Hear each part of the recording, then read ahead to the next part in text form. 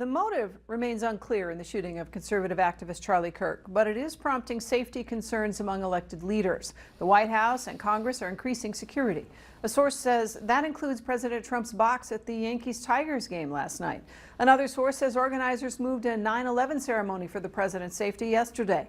Congressional leaders say they might boost security for lawmakers. House Speaker Mike Johnson says he and Minority Leader Hakeem Jeffries discussed cooling the political rhetoric yesterday. Several members of Congress say they worry about their individual events. NATO has launched an initiative to reinforce the defense of Europe's eastern flank after a Russian drone incursion into Polish airspace this week. NATO Secretary General Mark Rutte announced that today. The Eastern Sentry operation will begin in the coming days and will involve assets from Denmark, France, the UK, Germany, and others.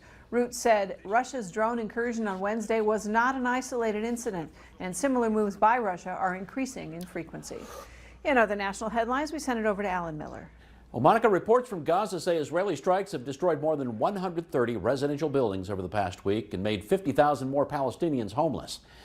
They say the number includes 12 residential towers that are more than 7 floors and 120 other buildings. The intensified military assault comes as part of a plan to take over and occupy Gaza City in areas that Israel claims are part of a terrorist infrastructure. President Trump has announced his administration will target Memphis next as part of his efforts to crack down on crime in the nation's major cities. He said he will send the National Guard and possibly the military if needed, but he gave no timeline.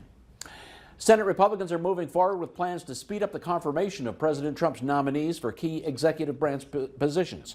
Lawmakers voted to establish a new rule that allows the Senate to confirm an unlimited number of nominees rather than each one individually. Among the nominees is Andrea Travnicek, a Minot native who served on former Governor Burgum's Department of Water Resources. She's been nominated as Assistant Secretary of the Interior. Prince Harry arrived in Ukraine today for a surprise visit. The Duke of Sussex visited Kyiv with a team from his Invictus Games Foundation.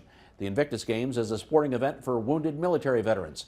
While there, Prince Harry unveiled initiatives for rehabilitating wounded soldiers. And one of the stories we're working on for First News at 6, why National Voter Registration Day doesn't really matter in North Dakota. Back to you.